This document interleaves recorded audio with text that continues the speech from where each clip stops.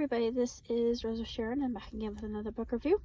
I just recently read Haruki Murakami's Novelist as a Vocation, and this is actually very, very short, but it speaks as to his childhood and how he wasn't that great of a student, which actually surprised me quite a bit because Haruki comes across as a very brilliantly, blazingly intelligent man. And I just thought that his candor was very refreshing. I also love the fact that he said some of his characters are inspired by real people and some are not. But as a writer myself, this definitely is absolutely true. I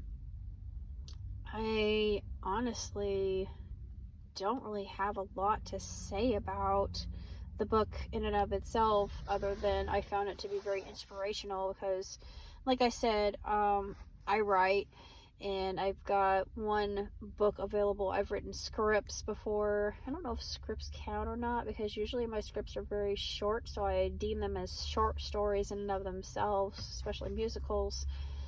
I'm going to be recording songs for new musicals that I've already penned. I have one that I haven't written yet, but I will be writing. But I'm going to be working on an actual book, so I've written it already. I just have to polish it with help of my surrogate brother. But what he says is writing is a very uncool profession. He's actually not wrong. I personally think that it's just a way to get my feelings down on paper. It's a way to express myself and to create something that no one else has created is uniquely mine. And there's something very refreshing about that. I know he said it's uncool, but I think there's a certain amount of power that is involved with that creation aspect.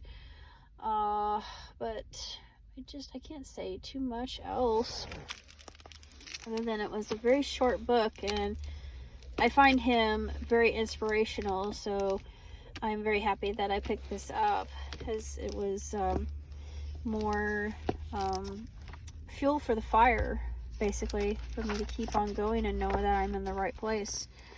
Let's see. This is actually interesting. He talks about how he started as a writer. His parents were both teachers. Of course, that makes sense.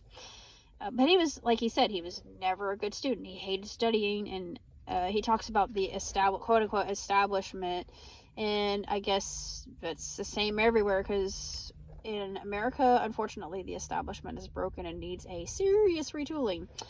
But it says here, Mr. Murakami was born in Kyoto in 1949 and lives near Tokyo. His work has been translated into more than 50 languages, which he talks about, just not at length. He got the Sino del Duca World Prize. That's easy for me to say. Sino del Duca World Prize. His previous recipients include Jorge Luis Borges, Ishmael Carrere, Mario Vargas Llosa, and Joyce Carol Oates. And of course, it talks about his bibliography here. Absolutely on Music, IQ 84, After Dark on Quake, Blind Willow, Sleeping Woman, Colorless Sucrose. I've read Colorless Sucrose Tazaki and His Years of Pilgrimage, which was fantastic. And I've read IQ 84, which I absolutely adored. Kafka on the Shore I've read and loved. Killing Commentador was absolutely phenomenal. Norwegian Wood I've read. Let's see.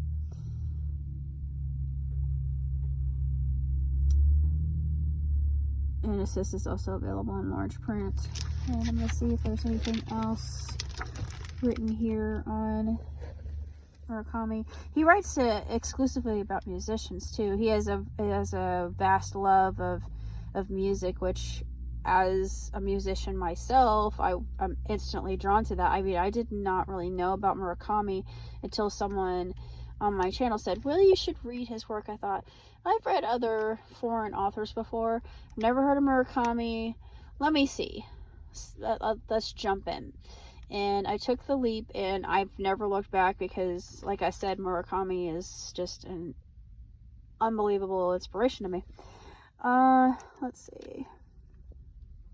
It says here, he's very private. Yeah, that's true. He's a very private man. Let's see. It talks about the personal details of his life devoted to craft. An initial moment at Yakult Swallows baseball game, and he speaks of that quite at length. He could write a novel about that in and of itself, and maybe that would be interesting. I'm not a huge fan of baseball, but it would still be a different kind of perspective. Necessity of loneliness, patience in the daily running routine. His seminal role as a carrier pigeon played in his career. Readers who have long wondered where the mysterious novelist gets his ideas, what inspires his strangely surreal worlds, will be fascinated. Yeah, that's actually very, very, very true. I was absolutely fascinated by the novel in and of itself, and if you're a Murakami fan, I highly recommend you read it, because it gives you great introspection into his world, and just it's ironic considering how brilliant this man is, how terrible of a student he was. But you know what, that's actually not uncommon. I was thinking about other people that could be considered non-conventional, like Kubrick or Spielberg, or even George Lucas, because when George Lucas, I was trying to remember, I don't think it was Lucas, but it was Spielberg, yes, because I told this story a million times already, but Spielberg, when he was directing E.T., he was told by other directors in the craft, it'll never turn a profit, and he's wasting his time. Well, guess what? It's his most successful film ever. And he even mentioned, and it's funny that I mentioned that, because even Haruki, he mentions E.T., and he said he didn't recall the exact details, but when E.T. came along, he was able to make the junk that he found in the garage a machine that actually worked and was able to phone home, basically. And I thought, so he used that as an allegory, or a metaphor, not an allegory, but a metaphor to writing and how writing works. And I thought, yeah, that's true, because you can have a jumble of potpourri and not really know how to separate it, one into column A, one into column B, and then make it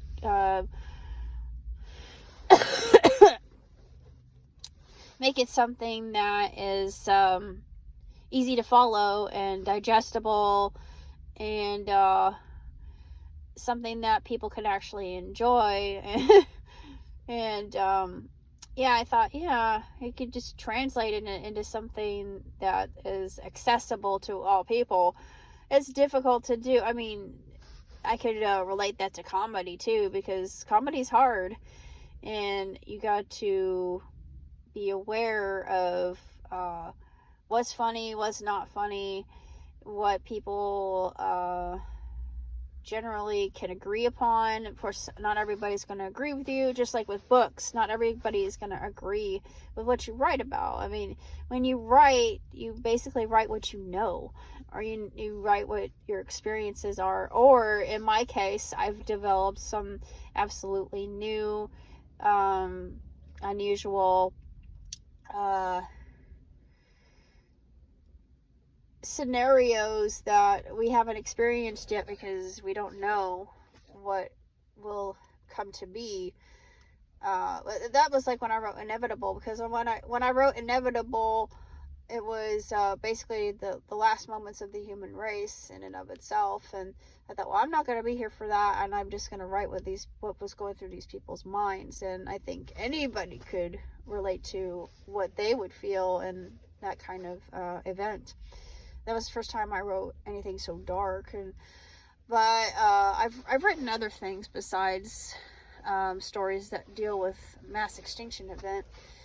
But anyway, Murakami is he's a real jewel, and his humor is evident here in his writing, and you can see he's very snarky, and he loves to be witty, and I enjoy that about him. I thought, yeah, you're definitely one of those people who loves irony. And you love your allegory and your metaphor and simile, and you use those in such a vivid way. And it just, when I was reading his words, I thought I can picture everything in my mind. That's the mark of a good writer. And my imagination will bring things to life, and that's why I love writing, because I can see everything that I'm writing about, and I'll transport people into my little world to experience it with them, and they can experience things through me. So I think that's where the joy comes, even though he says you don't get any kind of thank you or pat on the back for your job well done. But, you know, even though he says that and it sounds kind of, you know, useless or not satisfying in any way, shape, or form, I think writing is satisfying. I think it's extremely satisfactory, because I get a sense of elation whenever I finish something and I publish it for people to read. But that's basically all I have to say about Haruki Murakami, Novelist, Vocation. So until next time, I'm on Prosper. Ciao.